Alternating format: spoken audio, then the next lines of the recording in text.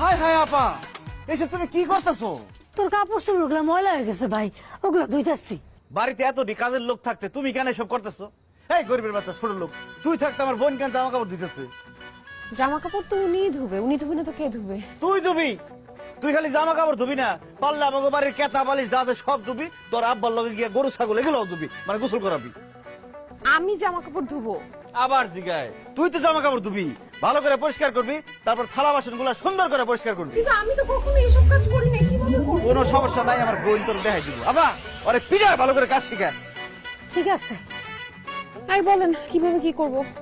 এই সেরি, এই কি হ্যাঁ, আমি তোর মালিকের বড় বোন, আমারে ম্যাডাম কই রাখবি? সরি, আমি আপনাকে ম্যাডাম বলে ডাকবো? Are you mad?